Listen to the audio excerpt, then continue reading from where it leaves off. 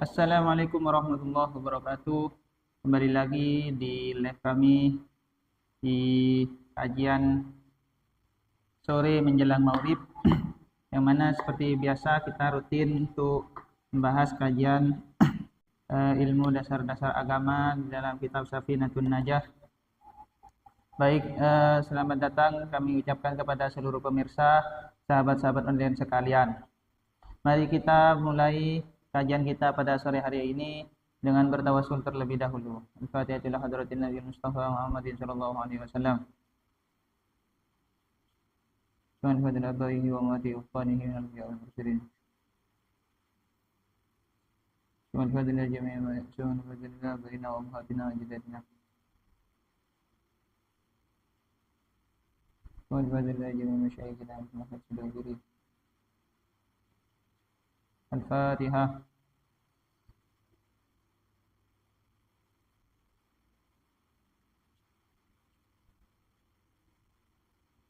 Bismillahirrahmanirrahim. Alhamdulillahirabbil alamin. Salatu wassalamu ala asyrofil anbiya'i wal mursalin sayyidina wa habibina wa syafi'ina wa qurrati a'yunina Muhammadin wa ala alihi washabihi ajmain. Amma ba'du. Rabbi shrah li sadri wa yassir li amri wa hlul 'uqdatam min lisani yafqahu qawli. Bismillahirrahmanirrahim. Alhamdulillahirabbil alamin.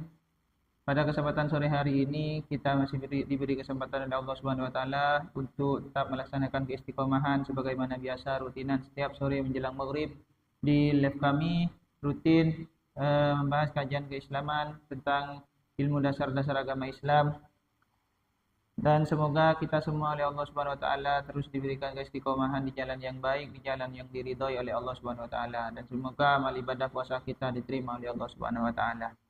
Bismillahirrahmanirrahim. Saudara-saudara sekalian, sahabat-sahabat online sekalian, pembahasan kita pada kesempatan kali ini adalah syurutu ijza'il hajari.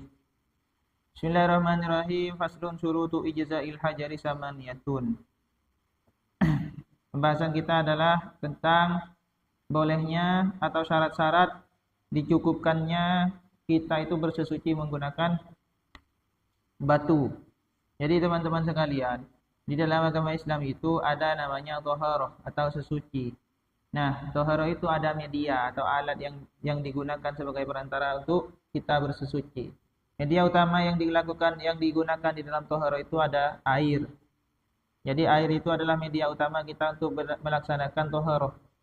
Nah, di suatu kondisi tertentu itu terkadang kita tidak bisa menggunakan air atau tidak ada air. Nah, ketika tidak ada air, maka itu Islam memberikan solusi.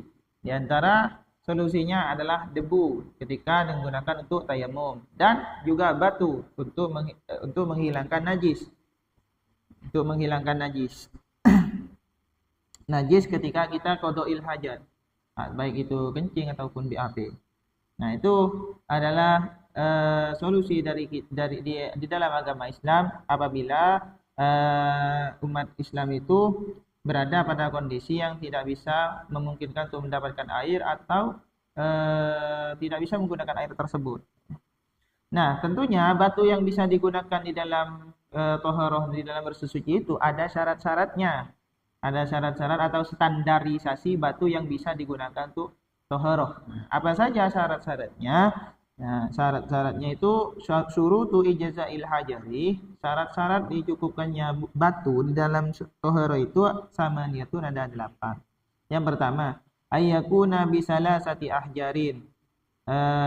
Harus menggunakan 3 buah batu. Jadi misalnya kita ambil batu 1, 2, 3. 3 butir ya, 3 butir batu. Di sini au salasati atrofil hajari, atau menggunakan 1 batu, barusan kan 3 batu ya, atau menggunakan 1 batu tapi batu ini memiliki 3 sisi. Nah, seperti itu. 1 batu yang memiliki 3 sisi, ya gampangnya batu yang berbentuk segitiga lah. Jadi ada sisi atas, bawah kanan, bawah kiri, seperti itu. Jadi bolehnya menggunakan batu yang pertama, batunya berjumlah 3, atau kalau tidak ada 3 batu, 1 batu namun memiliki 3 sisi. Seperti itu.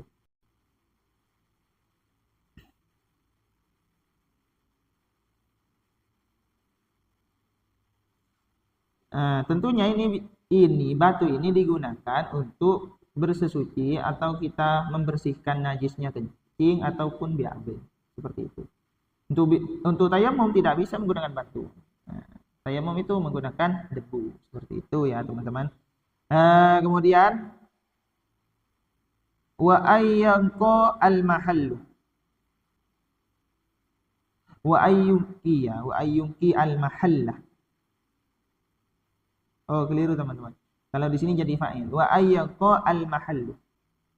Bihaitsu la yabqa illa asarun la yuziluhu illa al-ma'u aw siwarul khazaf. Jadi syarat diperbolehkannya menggunakan batu itu yang pertama batunya berjumlah 3 atau batunya cuma 1 tapi batu yang satu ini memiliki 3 sisi. Itu yang pertama. Yang kedua, ayyanqa al-mahallu. Daerah atau area yang akan dibersihkan dengan batu itu, yang akan disucikan dengan batu itu, syaratnya harus bersih. Gambaran bersihnya itu bihaitsu la yabqa illa asarun la yuziluhul ma'u. Sekiranya tidak ada bekas-bekas noda yang mana noda itu kecuali noda yang hanya bisa dihilangkan oleh air. Seperti itu. Contoh kecilnya misalnya kita BAB. Nah, ketika BAB itu disyaratkan boleh kalau mau istinja menggunakan batu, maka disyaratkan area BAB di sekitar BAB-nya itu harus bersih. Sekiranya tidak ada noda lain kecuali noda yang hanya bisa dihilangkan oleh air. Bisa tergambarkan kan? Kecuali noda yang hanya bisa dihilangkan oleh air. Kalau bahasa kasarnya itu benda najisnya itu tidak nyebar kemana-mana, seperti itulah, tidak nyebar kemana-mana dan bersih ya. Tentunya ini kita sudah tahu bagaimana ketika kita BAB itu, kalau mohon maaf ini agak jorok, kalau BAB-nya itu keset bahasanya orang Jawa itu keset, artinya tidak ngeluber kemana-mana, itu mudah dibersihkan. Nah itu cocok untuk disucikan dengan batu. Kalau misalnya nyiprat kemana-mana, nah itu tidak memenuhi standar ya.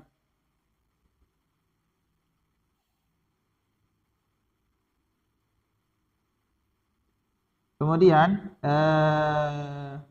yang ketiga wa alla yajiffa an-najisu. Najisnya belum kering. Dalam artian ketika sudah selesai qada'il hajah, baik itu kencing ataupun BAB, jeda antara qada'il hajah dengan istinjanya itu jangan terlalu lama, sekiranya membuat najisnya itu sudah kering. Nah, ini kalau kering, kenapa kok tidak boleh kering? Li'annal hajarot la yuziluhu hina idin. Karena kalau najisnya sudah kering, terutama BAB, kalau najisnya sudah kering, ini sudah tidak bisa dihilangkan najisnya oleh batu.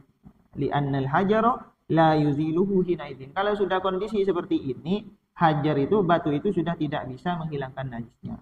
Seperti itu teman-teman, alasan di kitab ini. Alasan kenapa tidak boleh sampai kering najisnya, agar diperbolehkan untuk istinja menggunakan batu. Terus syarat yang selanjutnya wala yantakila, dan najisnya itu tidak pindah-pindah. Pindah dari mana? Anil mahallil ladzi asabahu indal khuruji, dari tempat keluarnya najis tersebut. Bahasa kasarnya yang saya singgung tadi, artinya najisnya tidak nyeprat kemana-mana, jadi keluar di jalurnya itu sudah. Itu syaratnya. Berarti kalau najisnya nyiprat kemana-mana, tidak bisa disucikan menggunakan batu.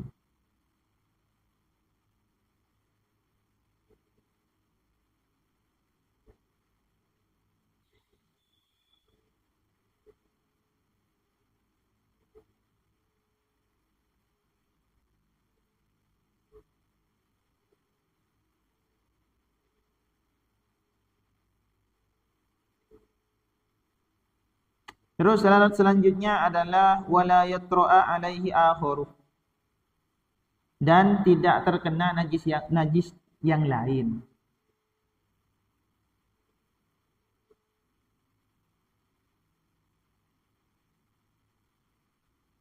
Jadi najisnya memang murni najisnya kencing atau najisnya BAB seperti itu. Terus yang selanjutnya wa wala yujawizu safhatahu wa hasyafatahu. Ya, tidak melewati safhah. Safhah ini daerah anus ya. Itu di sekitar anus itu ada lingkaran ya anus kita, ya najisnya tidak lewat dari situ ya, tidak melampaui itu, tidak kemana-mana maksudnya, lewat jalur itu, dan tidak melewati hasyafah juga. Hasyafah itu di daerah kemaluan laki-laki. Wala yusibuhu ma'un, wala yusibuhu ma'un, dan tidak terkena air, wairu mutahhirin lahu, tidak kecipratan air yang tidak mensucikan, atau kecipratan benda encer setelah ya.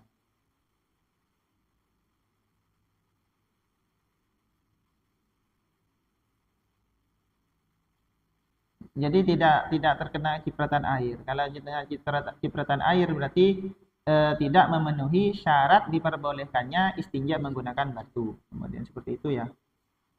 Wa antakunal ahjaru thahiratan, ini yang terpenting. Batu yang digunakan untuk beristinja itu disyaratkan batunya harus suci. Nah, jadi kalau menggunakan batu yang najis sama saja tidak bisa.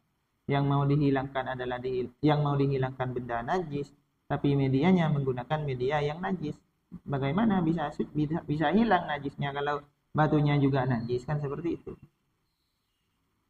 Maka di sini keterangannya fala yujzi'u al-istinja'u bihajarin mutanajjisin, maka tidak diperbolehkan atau tidak dianggap cukup menggunakan batu untuk beristinja, batunya batu yang mutanajjis atau batu yang terkena najis.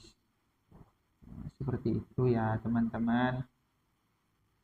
Demikian pula kalau istinja menggunakan kotoran sapi yang sudah mengeras, itu tidak bisa, tidak cukup. Ya karena najis. Seperti itu.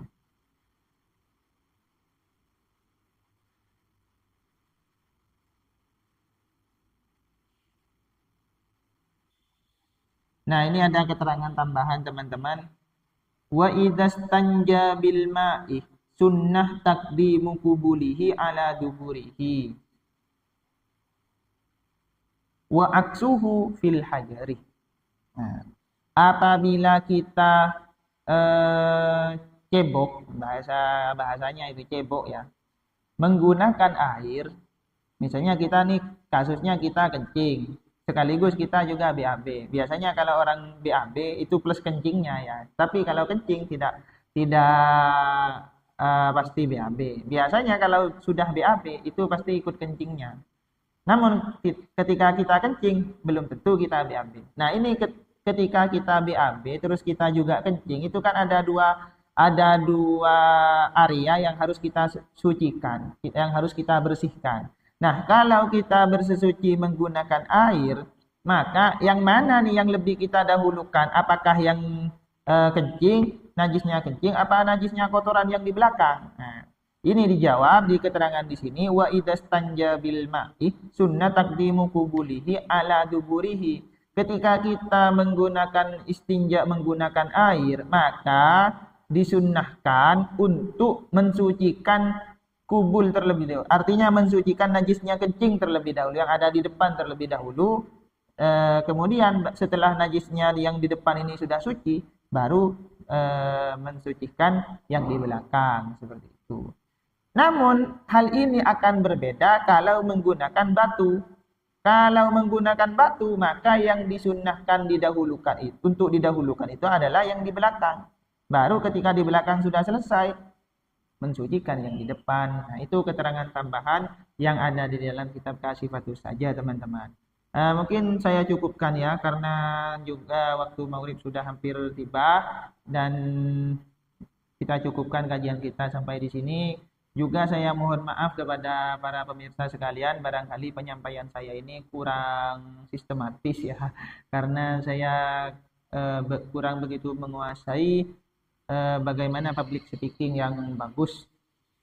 Namun besar harapan dari saya, semoga meskipun tidak banyak, ada ilmu yang bisa ditangkap oleh para pemirsa, sekiranya bermanfaat untuk teman-teman sekalian di rumah. Kita cukupkan kajian kita pada sore menjelang maghrib kali ini dengan membaca hamdalah bersama-sama. Alhamdulillahirabbil alamin. Sekian dari saya. Ihdinas siratal mustaqim. Wassalamualaikum warahmatullahi wabarakatuh.